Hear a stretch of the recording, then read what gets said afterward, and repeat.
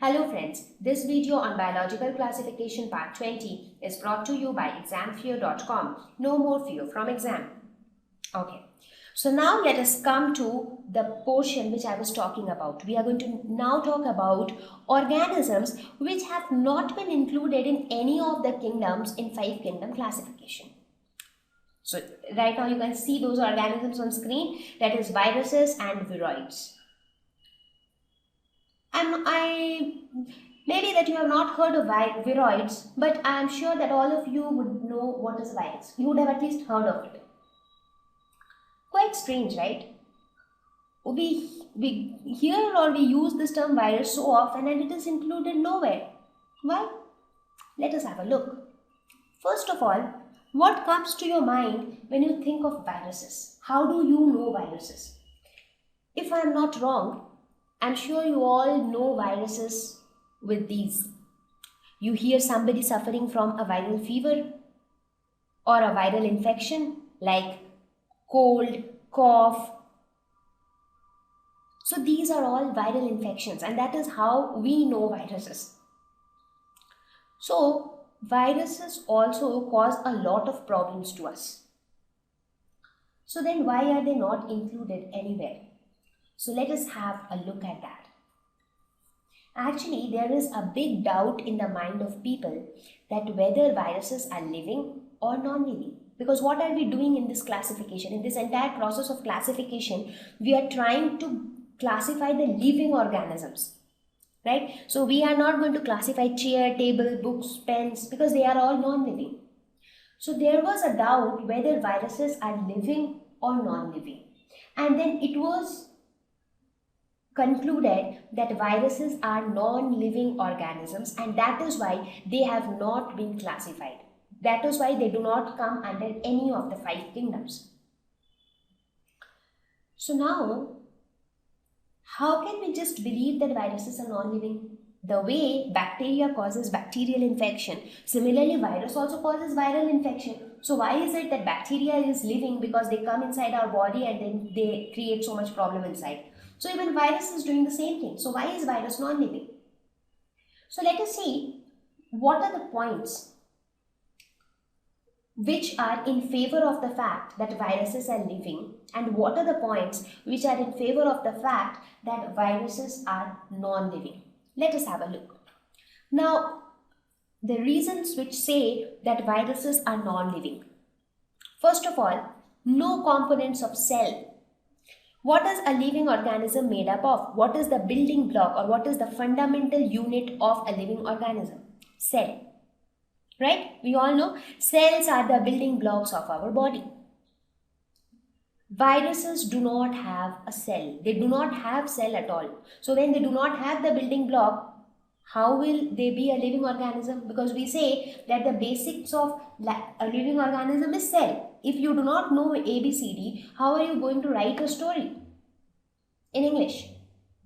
Right? So basics has to be there. So when the cell itself is not there, how do we say that virus is living? No. So it is non-living. Again, there is no cell membrane. When there is no cell, there is no cell membrane also. It is inert. Inert means it doesn't react or doesn't respond to anyone. So it is lying just as it is. Like the way a pen is lying on the table, until and unless you hold it or you move it, it doesn't do anything on its own. So similar is the case with virus. No metabolism. Metabolism, what is metabolism? The set of chemical reactions which keep taking place inside our body. The process of digestion, respiration, circulation, excretion, so many things keep happening. So many chemical reactions keep happening inside a living organism. Nothing happens inside a virus because there are no cells at all. Because all these processes which happen even inside our body, they happen at cellular level. They happen inside the cell. When there are no cells, there is no question of any metabolism. There is no metabolism. No reproduction on its own. They don't even reproduce. So then the question is, when they do not have any trace of metabolism, when they do not reproduce, so how is it that when they enter inside our body, they can cause infection? Because whenever this infection happens, we say that the viral infection increases. That means the count of viruses also increases. So if they cannot reproduce, then how is their number increasing? Okay. Now let us have a look at the points which say that viruses are living. So the first thing that says that it is living is it is inert, that is right, but it is inert only outside a living host. So what is a living host? That means if it gets another living organism inside which it can stay, then it is no more inert. That means a virus outside is inert. It doesn't do anything, it doesn't react to anything, it doesn't reproduce, it doesn't do anything, no metabolism, nothing. But as soon as the same virus gets another living organism to live in, for example, if that virus enters inside the human body, so the human being becomes the host. Now the virus is no more inert. That's interesting. This virus possesses, even though it doesn't have a cell or a cell membrane, but it has genetic material in the form of RNA and DNA. We all know what are RNA and DNA is, right? Ribonucleic acid and deoxyribonucleic acid. So it has the genetic material. So now something which has genetic material has to be living, right?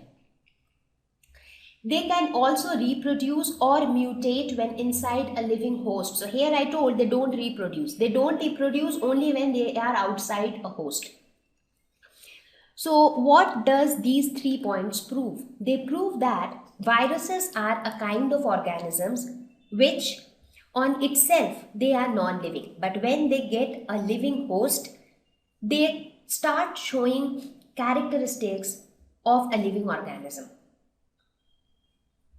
Now, because of this, now the question is, so even these points did not prove that virus is a living organism, because something which is living should be living on its own. It should not depend on somebody else to be living. But in case of virus, it is not like that. If the virus is left on its own, it will not show any trace of life. Only if it gets a living host, it will show trace of life. So that is why they have finally been considered as non-living, and they have not been included in any of the 5 kingdoms. But since viruses are a different type of organisms, they are also not completely non-living. That is why we are discussing about viruses separately. So let us talk about the characteristics of viruses. They are acellular, that means organisms without cell. They are known as acellular. Like how we have organisms with one cell, unicellular, organisms with many cells, multicellular. Similarly, organisms without cells are acellular. They are extremely small. Now, when I say extremely, I actually mean that they are too small. Till now, whatever organisms we have ever talked about, at least the living organisms, bacteria have always been the smallest. Now, viruses are even smaller than bacteria. So, you can just imagine how small are they. The name virus was given by the scientist Ivanovsky. Now, why did he call it virus? Because the word virus means a poison. It means poisonous substance. So why did he call this so? Because the way virus was discovered was that it enters into a living organism and causes some trouble to that organism, causes some infection, some trouble to that organism. So it acts like a poison. So as such, it is non-living. But as soon as it gets a living host, so it tries to poison that living host. It tries to harm that living host. So that is why the term virus, which means poisonous substance, was given to these organisms.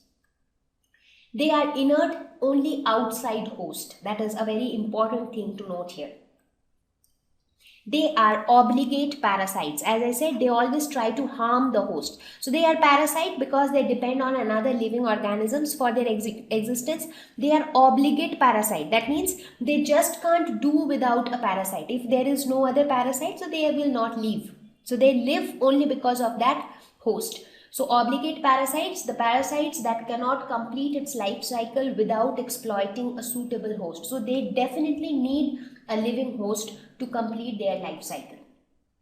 So these are some of the general characteristics of virus. Thank you.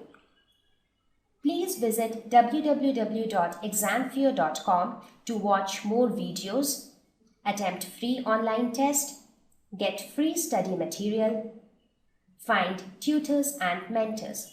Thank you once again.